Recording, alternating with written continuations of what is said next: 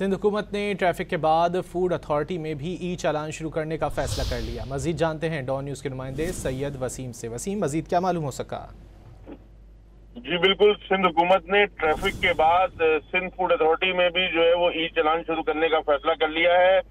صوبائی وزیر خوراک مخدوم محبوب جمع کی ملاقات ہوئی ہے مرکزی صدر محترمہ فریال تالپور سے۔